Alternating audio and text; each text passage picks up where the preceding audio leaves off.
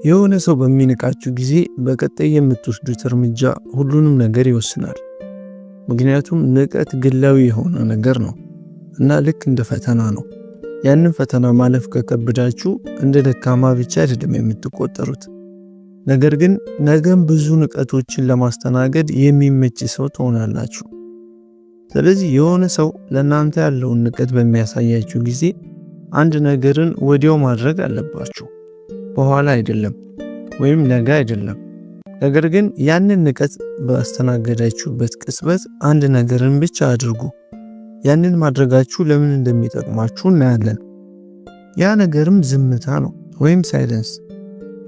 ምክንያቱም ስሜታዊ ሆኖ ምላሽ የሚሰጥ ሰው ክብሩን ወይም ስታተሱን ያጣል። ነገር ግን በስትራቴጂ የሚያፈገፍግ ሰው የማይገመት ሰው ይሆናል። የማይገመት ሰው ደግሞ ፍርሃትን መፍጠር ይችላል።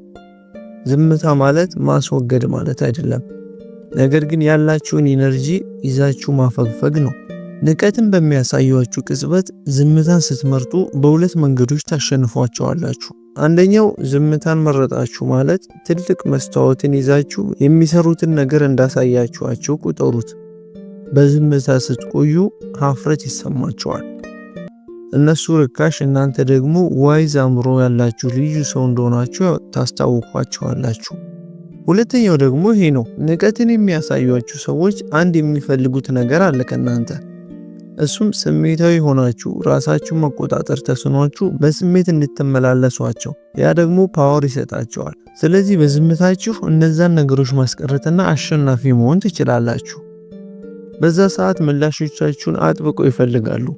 ተሰብራችሁ ሊያዩአችሁ ይፈልጋሉ። በስሜት ገንፍላችሁ ራሳችሁን እስክትረሱ ድረስ እንድትናደዱ ይፈልጋሉ። ነገር ግን በምትኩ ከናንተ ያገኙት ቀዝቀዝ ያለ በራስ መተማመንና ዋጋውን የግዴታ ለማረጋገጥ ብሎ ጩኸትን የማይመርጥ ሰውን ነው ያጋጠማቸው። የፍቅር አጋሮቻችሁ እንደ ጉልቻ የሞቀውን ፍቅራችሁን በድንገት ተነስተው ረጋግጠውት በመሄድ እናንተን ንቀዋችሁ የተሻለ ሰው ይገባናል ብለው ትተዋችሁ ሄደዋል። ጥሩ ነው እሱ። የኔ የምትሏቸው ጓደኞቻችሁ ዛሬ ያላችሁበትን ወቅታዊ ሁኔታ አይተው ከሌሎች አሳንሰው እናንተን በመመልከትና መናቅ ጀምረዋል። ይህም በጣም ጥሩ ነው። የሥራ ባልደረቦቻችሁ ለሌሎች የመስሪያ ቤቱ ሰዎች ሌላ ፊትን፣ ለእናንተ ደግሞ ሌላ ፊትን እያስመለከቱና እናንተን እዚህ ግባ የማይባል ትሪትመንት እየሰጧችሁ ተቸግራችኋል። ይሄ ደግሞ በጣም ምርጥ ነገር ነው። ምክንያቱም አሁን ጊዜያችሁ ነው ለሁሉም የእናንተን ዋጋ የምታሳዩበት፣ እናንተን በመናቃቸው ብቻ እንዲጸጸቱ የምታደርጉበት፣ ክብራችሁን እና ዋጋችሁን በመተላለፋቸው ብቻ በድጋሚ ሲያገኛችሁ አንገታቸውን የሚደፉበትን አጋጣሚ የምትፈጥሩበት። ያንን ሁሉ የምታገኙት ታዲያ ከነሱ ጋር ቃላትን በመመላለስና በየቀኑ በመፎካከር ሳይሆን ከዚህ ቀጥሎ የምናያቸውን መንገዶች በስትራቴጂ በመጠቀም ነው። በዛሬው ቪዲዮ ሲንቋችሁ የከረሙና አሁንም እየናቋችሁ ያሉ ሰዎችን ዋጋችሁን በማሳየት እንዲጸጸቱና ምን ነው ያኔ ስናገረው ምላሴ በተቆረጠ የሚያስብላቸውን እንዲሁም እናንተም በዛ መንገድ ትሪት ማድረጋቸው ፍጹም ስህተት እንደነበረ የምታሳዩባቸውን 5 ልዩ መንገዶችን እናያለን። እስከ መጨረሻው አንድ በአንድ በመከታተል ብዙ የምታተርፉበት ነው።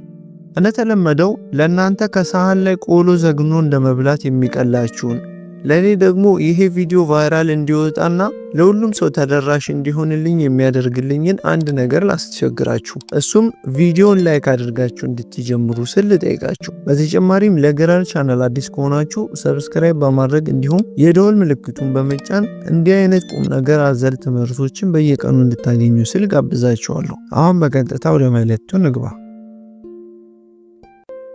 የናቋችሁ ሰዎች እንዲጸጸቱና ከዛ በኋላ እናንተን ሲያዩ ሀፍረት እንዲሰማቸው ከሚያደርጉ ነገሮች መካከል አንደኛው የገንዘብ ነፃነታችሁን ማወጅ ነው።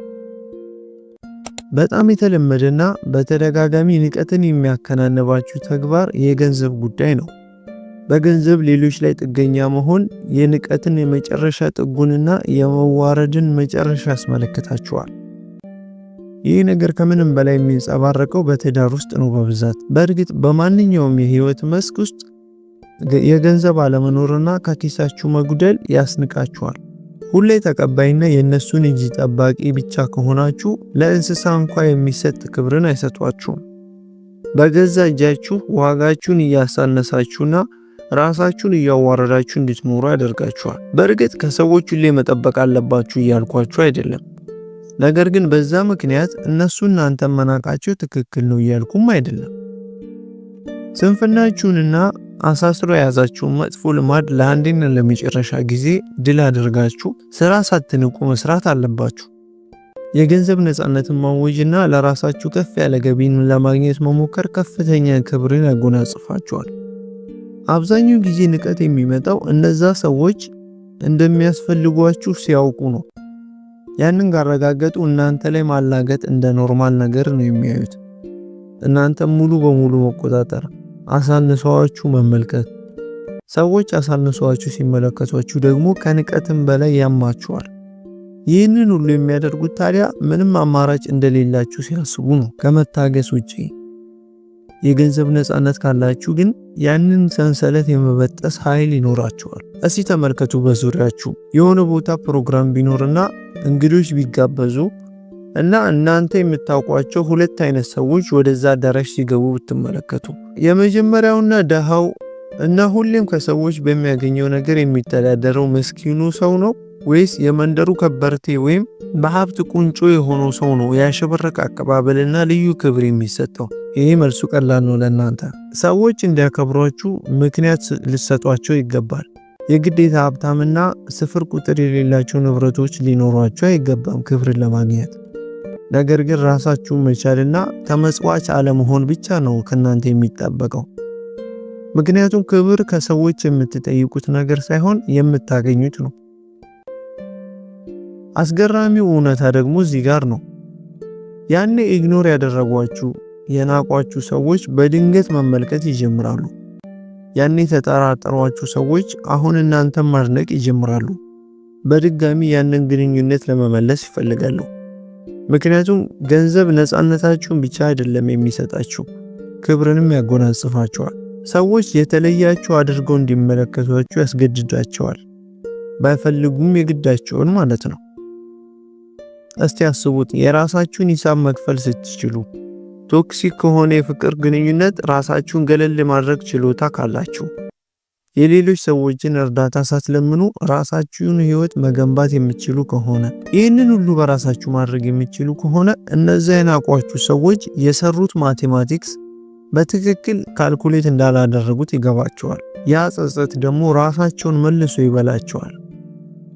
ሌላ ሰው ላይ በገንዘብ ጥገኛ ከሆናችሁ ስራ የሚያሰራችሁ አለቆቻችሁ ሊሆኑ ይችላሉ።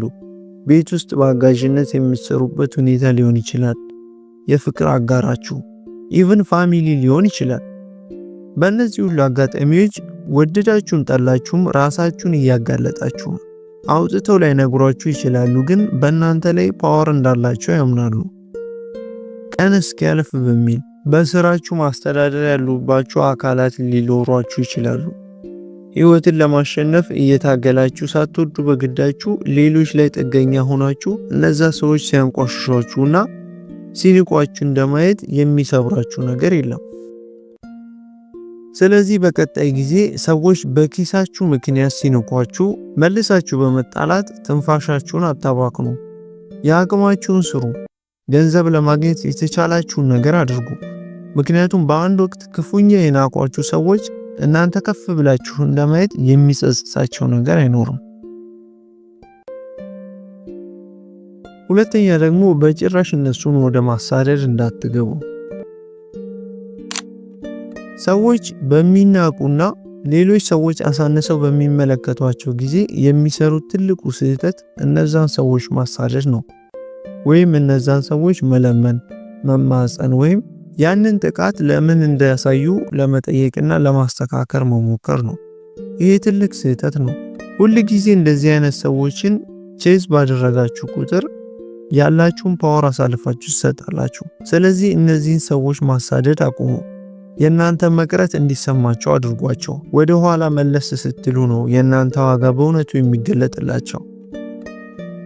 ሰዎች ብዙ ጊዜ የሚንቋችሁ እየሮጣችሁ ወደ እነሱ ህይወት እንደምትመለሱ ካወቁ ነው። ወይም ሌሎች ሰዎች እነሱን እየተለማመጧቸው እንደሚቆዩ ካወቁ ተመሳሳይ ሰው አድርጎ ይቆጥሯቸዋል። እናንተንም ስለ ራሳችሁ ለማስረዳት ብዙ እንደምትለምኗቸው ያምናሉ።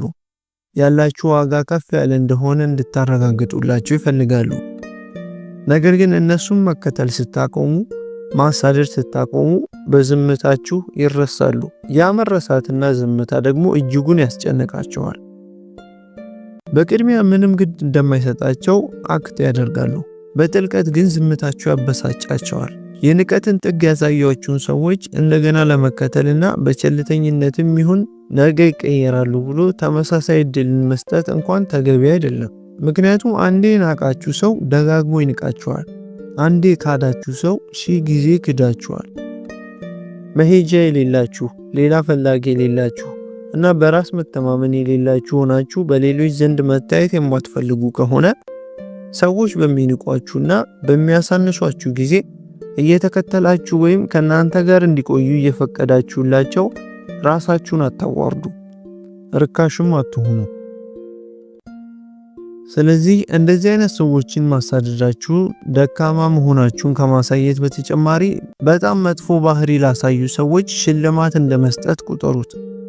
ነገር ግን እነሱን መከተል ባቆማችሁ ቅጽበት መደናገር ይጀምራሉ። ራሳቸውን ከመጠራጠር አልፈው ባደረሱባችሁ ነገር መጸጸት ይጀምራሉ። በእነሱ ምክንያት እንቅልፍ ማጣት ቀርቶ ዞራችሁን ቼክ ካላደረጋችኋቸው ሩጣችሁ እየሄዳችሁ እነሱ የሰበሩትን ለመጠገን መሞከራችሁን ስታቆሙ ያኔ ነው ጸጸት ጠልቆ የሚሰማቸው። ምክንያቱም እንደዚህ አይነት ሰዎች እየተከተለ የሚለምናቸውን ሳይሆን ጥሎ የሚሄደውን ሰው ነው የሚናፍቁትም መቼም የማይረሱትም። ስለዚህ ይህንን አስታውሱ። ምንም ቢከብዳችሁ የሚንቋችሁን ሰዎች በጭራሽ አትከተሏቸው። ለማብራራት አትሞክሩ። ለመጣላት አትሞክሩ።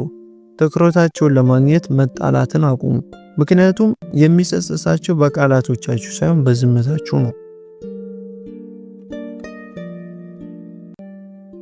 ሶስተኛ ደግሞ ምስጢራችሁን ከመጠን ያለፈ አታጋልጡ። ሰዎች ድክመቶቻችሁን በእናንተ ተቃራኒ መጠቀም ይወዳሉ። ስለ እናንተ ብዙ ባወቁ ቁጥር ዋጋችሁ ይበልጥ ያሳንሱታል።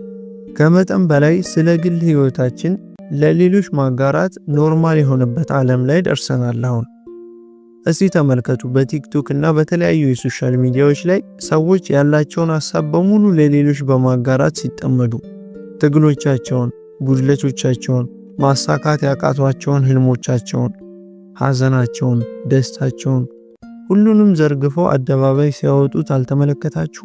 ቀጣይ የሚያመጣባቸውን መዘዝ ግን ከረፈደ በኋላ ነው የሚረዱት። ስለ ህይወታችሁ ብዙ ነገርን ለሰዎች ማሳየት ከተጠመዳችሁ ልክ እንደተገለጠ መጽሐፍ ሆናችኋል ማለት ነው። ለመገመት እና በሌሎች ቁጥጥር ስር ለመውደቅ ቀላል ትሆናላችሁ። ድብቅ ስትሆኑ ግን የነዛን ሰዎች ኢማጂኔሽን ስራ ላይ ታውላላችሁ። ስለ እናንተ በምናባቸው ማሰብ ብቻ እንጂ ሊመረምሯችሁ አይችሉም። ስለ ህይወታችሁ ሁሉንም ነገር ባለማጋለጥ ጉጉትን መፍጠር ትችላላችሁ። ያ ደግሞ አትራክቲቭ የሆነ ነገር ነው። ዝምታችሁ ራሳቸውን እንዲጠራጠሩ ያደርጋቸዋል። የእናንተ ፕራይቬሲ ጨለማ ውስጥ ያቆያቸዋል እና ከፍ የምትሉበት፣ ስኬት የምታስመዘግቡበት እና በምታሸንፉበት ወቅት ይደናገጣሉ። ንቀትን ያሳዩበትን ያንን ጊዜ በማስታወስ ይጸጸቱበታል። ስለዚህ ስለ ራሳችሁ ከመጠን ያለፈ ማብራሪያ ለሰዎች መስጠትን አቁሙ። ትንሽ ብቻ ባወቋችሁ ቁጥር ብዙ ክብርን ለእናንተ ለመስጠት ይገደዳሉ። ምክንያቱም ክብር ምስጢርን ይፈልጋል። አራተኛና የመጨረሻው ደግሞ ስኬታችሁ ላይ ብቻ አተኩሩ። የናቋችሁ ሰዎች ከመጸጸትም አልፎ ድንጋጤ ውስጥ የሚያስገባቸው አንድ ትልቁ ነገር ያለምንም ጥርጥር የእናንተ ስኬት ነው። ምክንያቱም ከዛ ንቀት በኋላ ሁሌም የበታች ሆናችሁ ስትኖሩ ብቻ ነው ተደላድለውና ደስተኛ ሆነው ሊኖሩ የሚችሉት። ከዛ ውጪ ስትለወጡ በስኬት ላይ ስኬት፣ አዳዲስ ስራዎች፣ በጣም የምትወዱት ውጤታማ አዲስ የፍቅር ህይወት፣ እነዚህን ሁሉ በህይወታችሁ መሳብ ስትጀምሩና ራሳችሁን ከትናንት የተሻለ ሰው ማድረግ ስትጀምሩ እጅጉን ይሸበራሉ። የጣሉትን ዕቃ አንስቶ ወደ ስኬትና ወደ መስመር የመለሰውን ፈጣሪያችሁን እንኳን ማማረር ሊጀምሩ ይችላሉ። ጣፋጩ በቀልም መለሳችሁ እነሱን መናቅ ወይም ያሳያችሁን ዋጋችሁን የማሳነስ ጉዳት መልሳችሁ እነሱ ላይ በማድረስ ሳይሆን ራሳችሁ ላይ በማተኮርና ስኬታማ በመሆን ብቻ ነው። ከትናንት ተሽላችሁ መገኘት፣ በተጨማሪም ራሳችሁን መቀየር። የናቋችሁ ሰዎች ትልቁን ቅጣት የሚቀጡት እናንተን በማጣታችሁ ሳይሆን ትሆናላችሁ ብለው ያልገመቱትን ሰው ሆናችሁ በምትገኙ ጊዜ ነው። እንደዚህ አይነት ሰዎች በትግል ላይ በምትሆኑ ጊዜ ይስቁባችኋል። ራሳችሁን በምትገነቡ ጊዜ ይጠራጠሯችኋል። በስማችሁ ምንም አይነት ነገር ከሌላችሁ ይንቋችኋል። አብዛኛው በህይወታችሁ የሚያጋጥሟችሁ ንቀት ከጥላቻ ብቻ የሚመጡ አይደሉም። ነገር ግን እናንተን ካለማመን ነው የሚመጡት። ያላችሁን ፖቴንሻል፣ ያላችሁን ዋጋ፣ ጥራታችሁን አይተማመኑበትም። ለዛ ነው የሚንቋችሁ። ደግሞ ማንም ያንን የማመን ግዴታ የለበትም። ነገር ግን ያንን ነገር ለሁሉም የማረጋገጥ ኃላፊነቱ እናንተ ብቻ ነው። በሚንቋችሁ ጊዜ የመጀመሪያ ትኩረት የምታደርጉት ታዲያ ራሳችሁን ለመከላከል መሞከር ነው። በቃላቶቻችሁ እነሱ ስህተት እንደሆኑ ለማረጋገጥ ትሞክራላችሁ። ነገር ግን ቃላቶች ምንም የሚለውጡት ነገር የለም። ስኬታችሁ ነው ሁሉንም ነገር የሚለውጠው። እያንዳንዱ ያለፋችኋቸው ምዕራፎች፣ እያንዳንዱ የከፈታችኋቸው አዳዲስ በሮች፣ እያንዳንዱ የወጣችኋቸው ደረጃዎች ስለናቋችሁ እንደተሳሳቱ የሚነግሯቸው ምልክቶች ናቸው። ስለዚህ እነዚህን 4 መንገዶች በመጠቀም ሲንቋችሁና ዋጋችሁን ሲያሳንሱ የቆዩ ሰዎች እንዲጸጸቱ ማድረግ ትችላላችሁ። ቆይታውን እንደወደዳችሁት አልጠራጠርም። እስከ መጨረሻው ድረስ ስለተከታተላችሁኝ ከልብ አመሰግናለሁ። ያላችሁን ሐሳብ ደግሞ በኮሜንት አሳውቁኝ። ሰላም ቆዩልኝ።